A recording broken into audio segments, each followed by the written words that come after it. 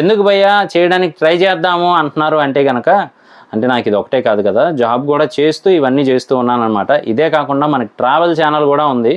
Week ఆఫ్లన్నీ పోగేసుకుంటూ, అంటే చిన్నపిల్లలు pocket money ఇస్తే ఒక చోట దాచుకుంటారు కదా, అలాగే వీక్ ఆఫ్స్ అన్నీ పోగేసుకుంటూ వెళ్ళి నేను ట్రావెల్ చేస్తూ ఉంటాను. ఇలాగే మూవీ రివ్యూస్ కూడా చేస్తాను కుదిరినప్పుడు. లేదు అంటే కనీసం మన ద్వారా ఏదో ఒక మంచి మూవీ అయినా కానీ ప్రమోట్ అవుతుంది కదా అని చెప్పి అయితే చెప్తానమాట మన సబ్స్క్రైబర్స్కి అయినా కానీ. సో అందువల్ల మాత్రమే ఈ టీజర్లు ట్రైలర్లు ఏది వదలకుండా చెప్తూ ఉంటాము.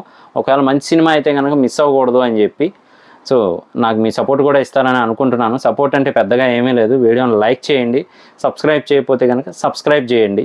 ఒక మిడిల్ క్లాస్ ఎమోషనల్ స్టోరీ అనే టైప్లో అయితే ఉందన్నమాట. టీజర్ని గమనిస్తూ ఉంటే మాత్రం రాజా రవీంద్ర గారు అయితే పర్ఫెక్ట్గా యాప్ట్ అయ్యారని చెప్పచ్చు. ఎన్ని రోజులు కూడా వేరే వేరే క్యారెక్టర్స్ చేశారు కానీ ఈ క్యారెక్టర్లో మాత్రం పర్ఫెక్ట్ హస్బెండ్, పర్ఫెక్ట్ తండ్రిలా అయితే ఉన్నారనమాట. చూస్తూ ఉంటే మాత్రం ఆ మిడిల్ క్లాస్ లైఫ్కి.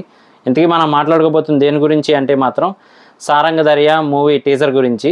అంటే ఓన్లీ పెద్ద పెద్ద మూవీస్కనే కాదు, చిన్న చిన్న మూవీస్కి కూడా మనం పట్టించుకోవాలి. ఎందుకు అంటే చెప్పలేం, మంచి కంటెంట్ ఒక్కొక్కసారి చిన్న మూవీస్లో ఉన్నంత పెద్ద పెద్ద మూవీస్లో ఉండదు. అలాగే చిన్న మూవీస్ హిట్ అయినంతగా పెద్ద మూవీస్ కూడా ఒక్కోసారి హిట్ అవ్వవు అనమాట.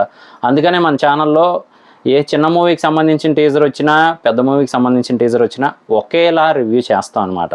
సో మీకు నచ్చితే కనుక లైక్ చేయండి, సబ్స్క్రైబ్ చేయండి. ఇక రివ్యూలోకి వెళ్ళిపోదాం పదండి. ఇక రిలీజ్ చేసిన టీజర్ని బట్టి గమనిస్తే కనుక మెయిన్ స్టోరీ ఏంటి అంటే ఇద్దరు కొడుకులు అలాగే ఒక కూతురు ఉన్నట్టయితే తెలుస్తూ ఉంది మన రాజా రవీంద్ర గారికి ఈ మూవీలో.